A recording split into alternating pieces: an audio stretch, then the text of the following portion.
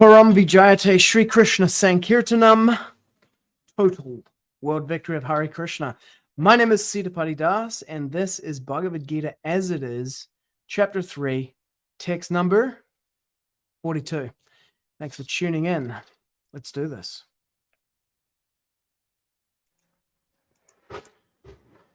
Indriyāṇi āhur, indriyebhyaḥ param manaḥ, manasas tu parā buddhir, yo buddhe paratas tu saha. Okay, word for word. Indriyāṇi, senses. Parāṇi, superior. Āhuḥ is said. Indriyebhyaḥ, more than the senses. Param, superior. Manaḥ, the mind. Manasaḥ, more than the mind. Tu, also. Parā, superior. Buddhi, intelligence. Yaha, one which. Buddheḥ, more than the intelligence. Parataḥ, superior. Tu, but. Saha, he. Translation. The working senses are superior to dull matter. Mind is higher than the senses. Intelligence is still higher than the mind. And he, the soul, is even higher than the intelligence. Purport. By His Divine Grace, Srila A.C. Bhaktivedanta Swami Prabhupada. The senses are different outlets for the activities of lust. Lust is reserved within the body, but it is given vent through the senses. Therefore, the senses are superior to the body as a whole. These outlets are not in use when there is superior consciousness or Kṛṣṇa consciousness.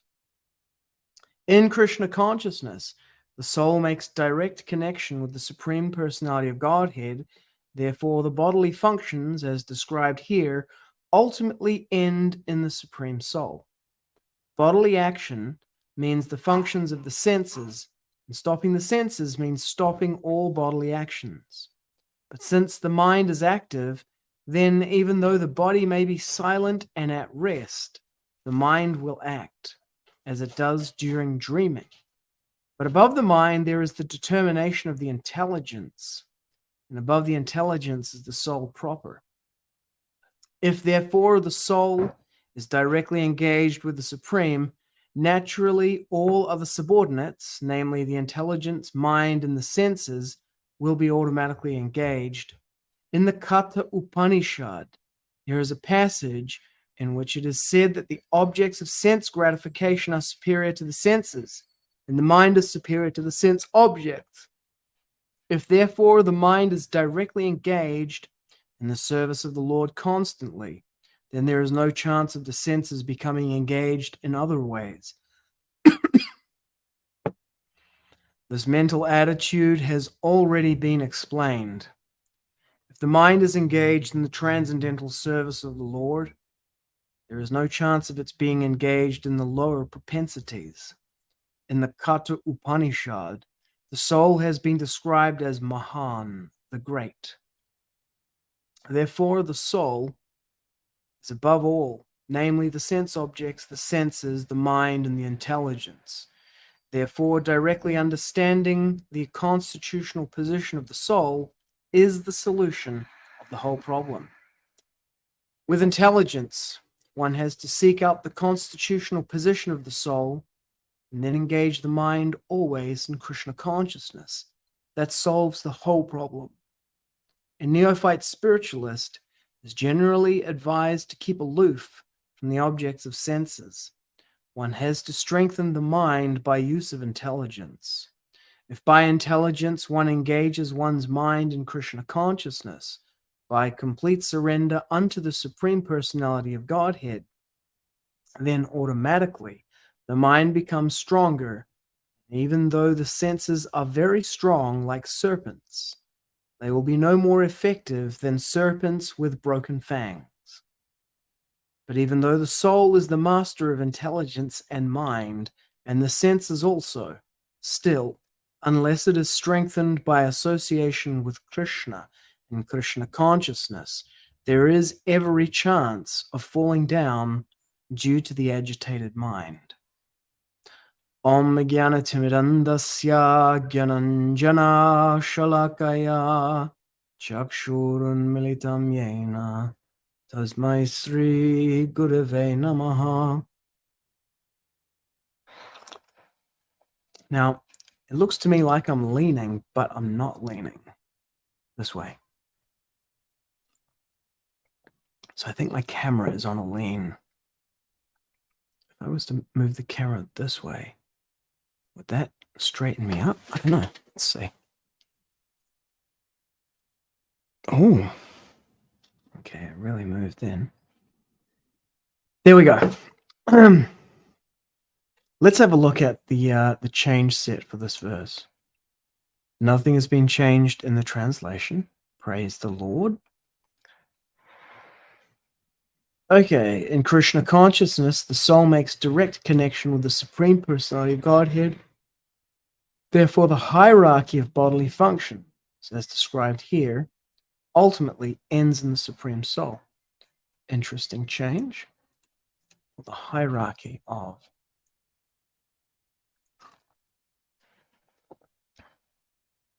And thus gradual importance of the bodily functions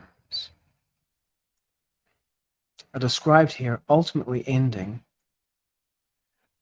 in the Supreme Soul. Okay,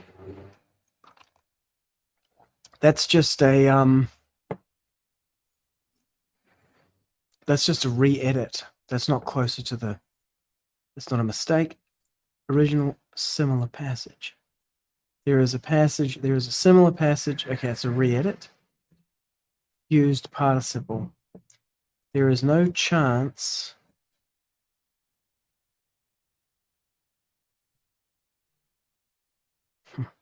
that the senses will become, there is no chance of the senses becoming engaged. No, that was unnecessary. Sanskrit quotation appears in the original manuscript. Okay.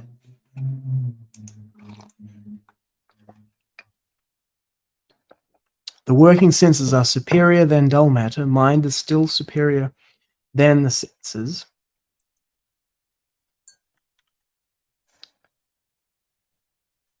Intelligence is still superior than the mind, and he, the soul, is still superior than the intelligence. Superior to rather than superior than would be the usual way of phrasing that. Param drishta nivartate. There it is there. Okay. What else have we got?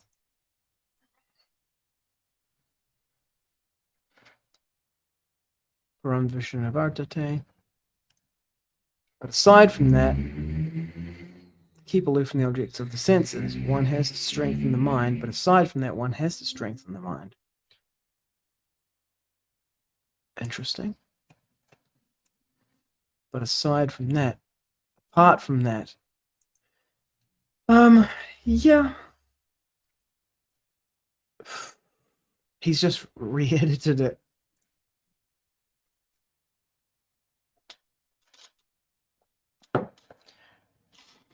Actually, the argument that the BBT and Jayadvaita Swami make about Hayagriva's disqualification is, it's a red herring because, you know, Hayagriva edited it, Srila Prabhupada, the author, accepted his edit and then published the book. That's all there is to that. He didn't then give anyone the instruction or the authorization, the mandate to re-edit the book. But the reason why the argument is advanced by the BBT and by Jayadvaita Swami is because Jayadvaita Swami was involved as a junior editor in the original edit, and now he's gone back and re-edited the book the way that he wanted it to be edited, rather than the way that Hayagriva did it. He's fulfilling his own desire to edit it the way he wanted to do it. I understand it. I understand. I would have the same desire myself. I completely understand his desire to do that. But that's not, he's not authorized to do it, unfortunately for him. Okay, those are the changes in this particular one. Let's go back to the verse and let's look at the actual content of the text. The working senses are superior to dull matter. Mind is higher than the senses, intelligence higher than the mind, and the soul is higher than the intelligence. Indriyāṇi parāṇy āhur, indriyebhyaḥ param manaḥ, manasas tu parā buddhir, buddhiḥ paratas tu sahā. This is a Sankhya. Sankhya means a discrimination or a categorization, literally counting, to count, and accounting. Turning things into the countable, division into different categories. Sankhya, dealing with the world and our experience of the world and how we experience in the world, what we experience the world through. So, higher than the sense objects are the senses themselves. In the Srimad Bhagavatam, there's a verse that explains it like this, that the senses can perceive the sense objects. For example, I have here like an empty tin. I can see the tin, but the tin can't see my eyes. Now, at the same time, my senses, like my eyes or even the power of sight, can be perceived by my mind. So my mind takes in hearing, seeing, everything and processes it all in one place. My mind can perceive my sight, but my sight cannot see the mind. So it's another level, another abstraction, a higher level. As it says here, mind is higher than the senses. Now, intelligence is higher than the mind. The mind is the repository of desires. Sankalpa, vikalpa, the function of the mind is to accept and reject different stimuli. So a stimulus comes in, my mind generates a reaction. I see chocolate ice cream, my mind says, eat it. I like that. I see some dog stool, my mind says, disgusting, get away from it. It automatically generates that. No need for me to do anything about that. It automatically gets generated. So that's a function of the mind, attraction and repulsion. Higher than that is intelligence. For example, my intelligence can say, yes, I understand that I want to eat the chocolate ice cream, but I'm not going to do that because, it takes me over my calorie count for the day off or whatever kind of discriminatory logic that I can apply to it. So I'm capable of applying discriminatory logic to the functioning of the mind, attraction and repulsion, and not act based on that. One of the things that makes humans, it's more developed in humans than it is in other animals, for example. And it can become more and more developed. And then higher than the intelligence itself is the soul. So, the senses can perceive the sense objects, the reverse is not true. The mind can perceive the senses, the reverse is not true. Intelligence can perceive the functioning of the mind, the reverse is not true. And the soul can perceive all of that, and the reverse is not true. How do you get to see the soul? How do you get to experience the soul? Through the supersoul. The supersoul can perceive the self. So controlling the senses, so let's go to the purport. Even though the body may be silent at rest, the mind will act. If the soul is directly engaged with the Supreme, naturally all other subordinates, namely the intelligence, mind, and the senses, will be automatically engaged. So by engaging in the service of the Supreme, and particularly by Shravanam, Kirtanam, hearing and chanting, the glories, the pastimes about the form, the name, the qualities of the Supreme Supersoul, automatically all of these things become engaged in the service of the Supersoul. And that is yoga or sense control.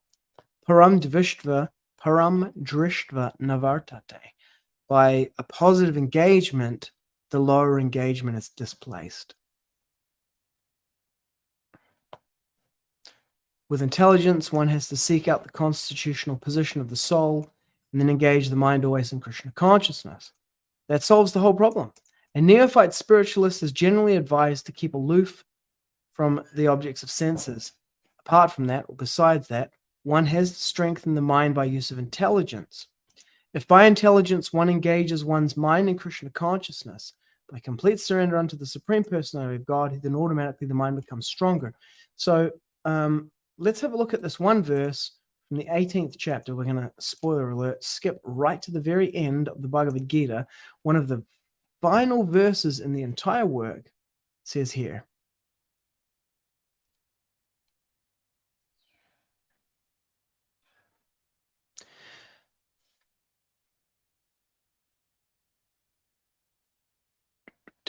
(1870).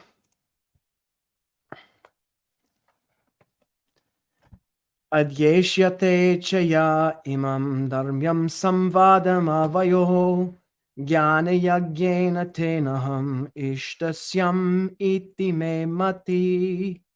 And I declare that he who studies the sacred conversation worships me by his intelligence. So even examining the change sets between the first and second edition is worshipping Kṛṣṇa through the intelligence, by the intelligence. Okay, let's go to the Tereo and let's get 342. So punch in 342 here and we will get translation from ChatGPT. Mind high in the senses. Okay, so there's no change between first and second edition. Here comes a Tereo Māori translation. Let's grab that translation as it is. Hey. Stop the scrolling. Okay, we'll wait for the entire word for word to come out.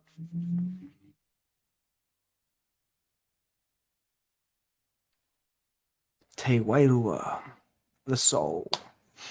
Okay, now if we translate Te Reo Māori back to English, let's see what it makes of this. Controlled senses are better than raw material. The mind is higher than the senses. Knowledge is even higher than the mind, and the spirit is higher than knowledge. Okay, but controlled senses? Why? Let's have a look. Mahi. Wara. Copy. What does this mean? Values or principles?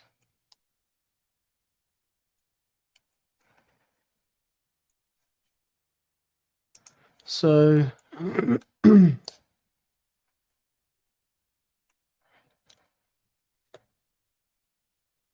ko na wara mahi.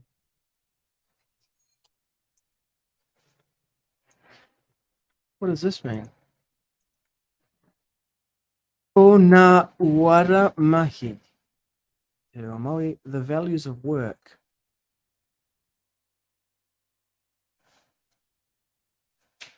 Ko na wara mahi. The values of work.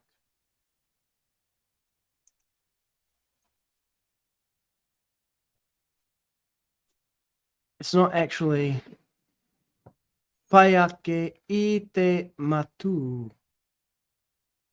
tuturu he tike. What's the difference between tike and payake? Ake, more. Te hinengaro. I na uara, work. No, values. He tike ake ano. Ano. Te matauranga. I te hinengaro. Ako ia te wairua hi tike ake I te matauranga. Okay, so this is like a real sticking point for the translation into Te Reo Māori, is that the idea that there is such a thing as the senses doesn't exist.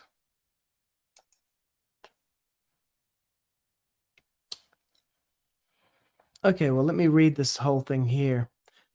Ko nā wara mahi he pai ake I te matututuru. He tike tike ake te hinangaro I nā wara.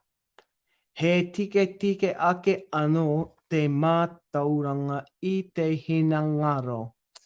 A ko ia te wairua he tike tike ake I te mātauranga. Mātauranga. Ko nā wara mahi, the values of work. That's not at all what is meant in there. The senses. Let me ask ChatGPT some questions. Is there a term in Te Reo Māori to describe senses? Do you know what I mean by the term senses? So I've got to make sure that it doesn't just say, no, there isn't, or yes, there isn't. What does it mean, the senses? The 5 primary faculties by which humans and animals perceive the environment. Yep.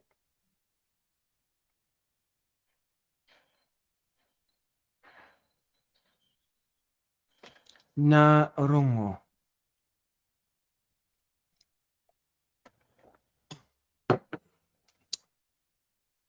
That could be it, because rongo means, let's have a look. We'll just do a search on the internetals. Rongo. All of the senses except for sight.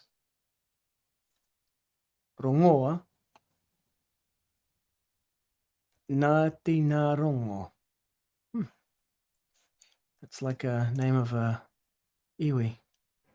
Rongo. A major god of cultivated plants. Kumara. Nā rongo.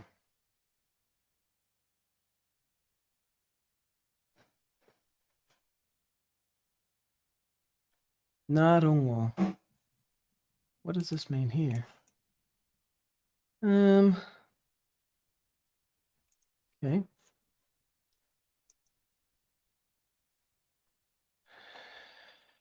Okay, that doesn't really provide us anything.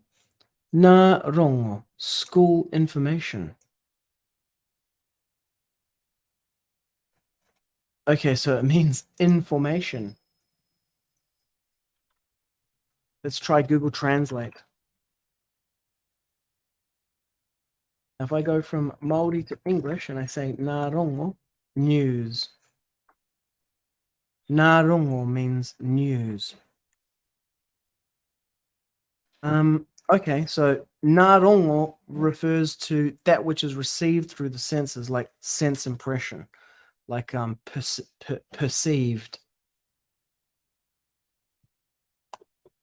Oh man, there's like really no try this. Senses.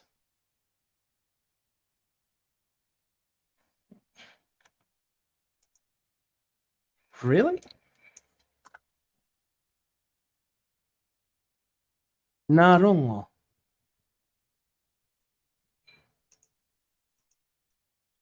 Context matters, hey? So, sight. Tirohanga. The faculty or power of seeing. Kite. View. What about kite? Kite ano. See you later. Ano, according to this, means, sounds like get it to Māori because I saw it in here. Ano. Ka kite ano. Still. Ka kite ano. Ka means what? Let's try this.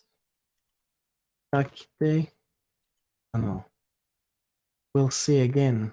Will. Okay, so future. What about go? See again. And what about ana? Kite ano. He saw again. He saw again. Ah. Okay, sight, hearing.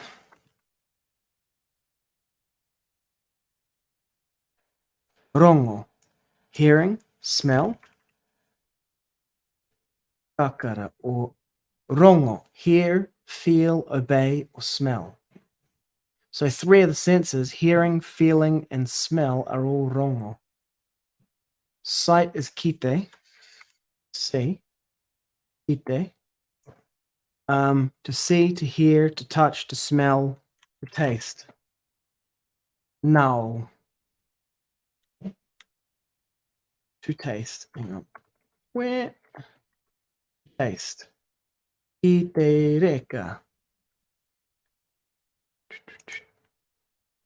To taste. Okay, so what if I wanted to say he tastes? Kareka ia. Ka. Reka ia. She tastes. Okay, they taste. Grammar lesson. Kareka.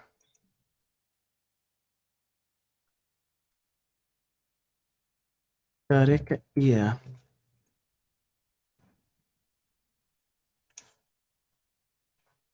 The apple tastes sweet.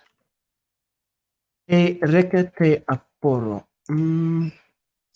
Apples are sweet. Okay, interesting, but it does still have taste. Because reka means sweet. Reka, okay.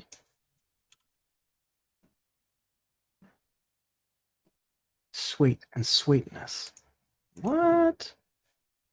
Okay.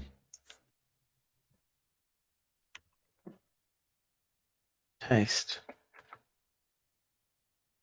Ukureka. Reka pai. Kareka. It's interesting that in English and Te Reo Māori, both the act of me tasting something, like I taste it, and its taste or it tastes is I don't know what the word would be used to describe that, but it's the same concept. It doesn't discriminate between the two.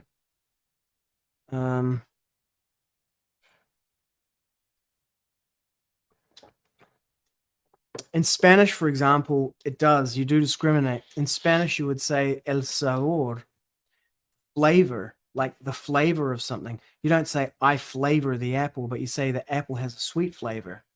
But you would say I taste the apple. Like in Spanish, you'd say yo pruebo. I prueba, like a test, prove, provar, probe. In English, we get probe, prove, come from the same Latin probar, which actually means truth. But in probity in English, so I prove it. I probe the apple. I taste it. But the taste of the apple is, like in English, flavor of the apple. But in Te Reo Māori, the word taste means both flavor and to try, like to taste. So actually, when we say yo pruebo algo, I taste the soup. In Spanish, yo pruebo la sopa. I taste the soup. We would say it's literally the same as saying I try the soup in English. Prueba and try, probar and try are the same thing. Hola, mi amor. Aquí estoy hablando español. Esperándote. Te amo. And so in Spanish, the taste of something is its flavor, and to taste something is to try it. There's no word taste that means both to try the soup and the flavor of the soup. Whereas in English and in Māori, there's a word that refers to both the flavor of the thing that you're eating and also the act of experiencing the flavor, which is to try the thing, to taste the thing. So in English, we can say the taste of the apple, and I taste the apple. And in Te Reo Māori, it appears as though there is one word which describes both of those things. And this is interesting in view of today's verse and the Sankhya here, because the relationships between the working senses and dull matter are not clearly defined when your language has one word that operates in both directions. It doesn't make it clear to you what's doing what to what. The other thing is you can say that, I taste it, but is it me tasting it, or is it the taste of the apple acting on my tongue? So that's another interesting point, because if you look down here, it says it in the Kaṭha Upaniṣad. There's a passage in which it is said that the objects of sense gratification are superior to the senses. So in English, we have like, I like chocolate, for example, or chocolate's the easiest one to use. I like chocolate. Chocolate me gusta. In Spanish, it's not that I like the chocolate, it's that the chocolate does something to me. In English, you say, I like chocolate, but do you wake up in the morning and go, I have no preference, so I choose to like chocolate? No, actually, it's that chocolate has some effect. So, just like the fish is captured by its desire to eat something, and it tries to eat something on the hook, and it gets stuck. And just like the elephant is captured because there's a female elephant in heat, and then they put a hole and they cover it over, and they put a female elephant in heat tied to a stake, and then the elephant comes running to try and get to her and falls down the hole. So these are ways in which the objects of the senses control the senses of the living entity within these particular bodies by kind of like reaching through the senses and grabbing hold of the mind, overriding the intelligence and forcing them into action. So when we say in English, I like something, it's kind of misleading because you have no say in the matter. The thing does it to you. And in Spanish, that's encoded in the language because you say, el chocolate me gusta. The chocolate does it to me. In English, we have the inverse, which is, chocolate disgusts me. In other words, you don't say, I disgust chocolate. You might say, I dislike chocolate, or I hate chocolate, or I don't like chocolate. But this word here, chocolate disgusts me. Notice the direction that it happens in. Chocolate acts on me. It disgusts me. And in Spanish, the way you say, I like chocolate, is you say, chocolate gusta me. Disgusts me, gusts me.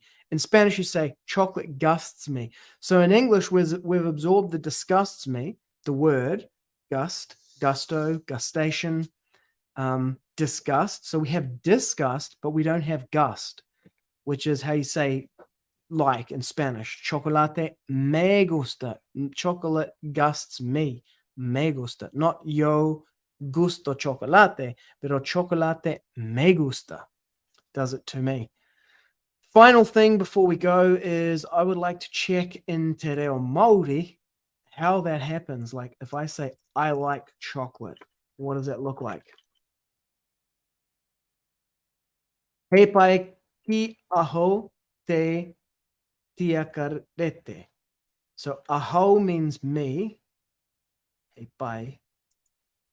He pai. Okay, so what if I say I dislike chocolate?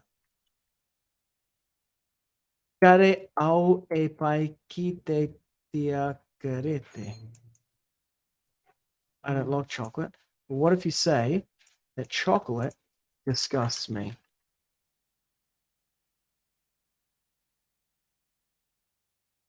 Okay, it's difficult for me to tell which direction it happens here because I'm not sure if me and I change. So what if I say this? I like you. He pai kia koe. Okay, but what if I say you like me? He pai ana koe kia ho. Āhuḥ. So what this means is that āhuḥ is both nominative and accusative in Te Reo Māori. Like you can see here that this is the first person singular here. It's me, and that's the accusative form. But in the nominative form, it is I like you.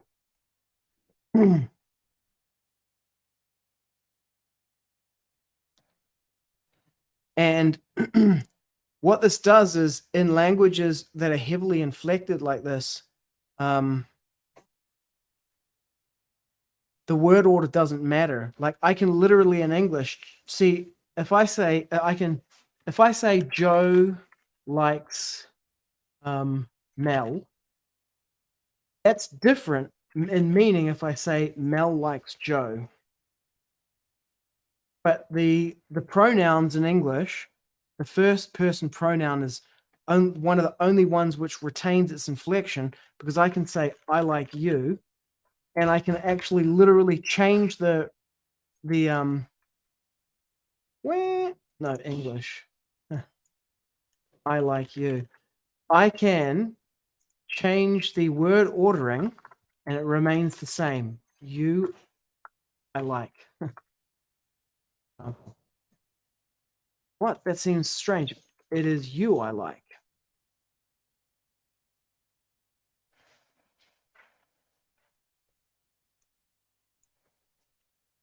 But this is you me like. You like me.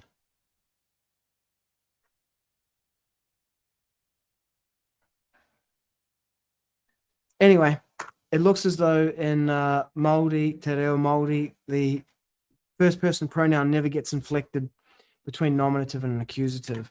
And I think that's called inflection. It's been a long time since I did my linguistics and my Latin. An alteration of the word by the addition of an affix, dog from dogs, changing the form of a base, spoke to speak, indicates grammatical features such as number, person, mood, or tense.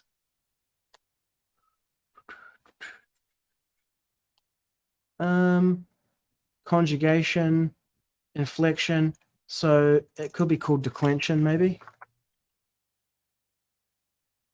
Maybe declension is a type of inflection. The inflection of nouns, pronouns, and adjectives with respect to categories such as case, declension. So it's not, is inflection, okay, I'm going to ask ChatGPT. Is declension a case of inflection?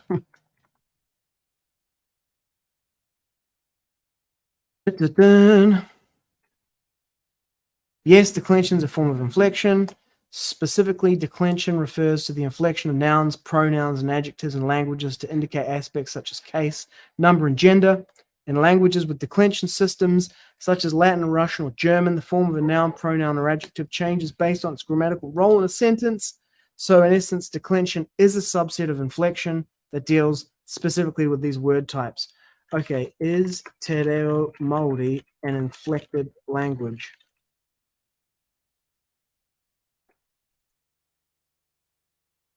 Yes, it is inflected. Primarily that particles that precedes nouns or verbs. Okay. Okay, te whare, he whare. Okay. Of. Okay, te whare a heme. Te puka puka a te tamaiti. The child's books. Directional particles. Ki, I, and mai. Directions. Okay.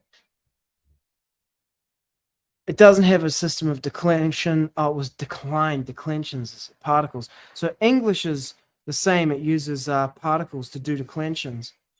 So like directionals, it going to the house. Like this makes Te Reo Māori conceptually easy to map to because, T, to, ki, I, at, mai, from, easy. Just map straight onto the same thing. He whare or he whare, same as English, the and a. So it's direct. La casa or una casa in Spanish. So Spanish exactly the same. Whereas in some languages you have to change, like in English you can see examples of it. You have like ox and oxen. Well, that's for pluralization. In Te Reo Māori, pluralization is done by the prefix te or na. So last one is English. Does English have declension? Let's see if it picks it. It does at least for the first person pronoun. It does not have a robust system of declension. However, it does exhibit remnants of declension, primarily in the pronoun system. Subjective and objective case. So subjective is nominative, objective is accusative, and possessive case. Say. Historically, Old English, spoken from the 5th to 12th century, had a much more extensive system of declension involving case endings for nouns, adjectives, and pronouns. As the language evolved into Middle English and then Modern English, much of the system was simplified or lost. What remains in Modern English is a simplified system with the most evident remnants of declension found in the pronoun system. That's because Old English is a Germanic language, and you have ox and oxen. Why is the plural of ox oxen?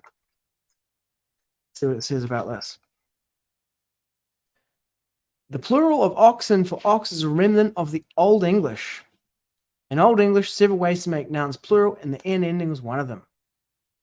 Other words such as brother becoming brethren and child becoming children. There you go. Over time, as the English language evolved, most of these EN plurals became regularized to the more standard S or ES ending we use for plurals today. However, a few words like oxen and children have retained their archaic plural forms. The persistence of these older plural forms is likely due to the frequency of their use, which helped them resist regularization, combined with the conservative nature of certain linguistic and cultural contexts in which they were used. Wow. Do you know what that means? That means that the ox and oxen were as important to people as children, and they were used as frequently. And so that term resisted regularization into the new form. That is a very interesting point about the role of the ox in human civilization. It's a purely fully sustainable, fully green energy mechanical engine that produces 1 ox power per ox just by eating grass and drinking water. That's pretty incredible. Okay, to the verse 342. Indriyāṇi paraṁ āhur indriyebhyaḥ param manaḥ manasas tu parā buddhir buddheḥ paratas tu saha. The working senses are superior to dull matter. Mind is higher than the senses. Intelligence is still higher than the mind. And he, the soul, is even higher than the intelligence. Param vijayate Sri Kṛṣṇa Sankirtanam. Total victoria. No, victoria universal de Hare Kṛṣṇa. Vaya con Dios.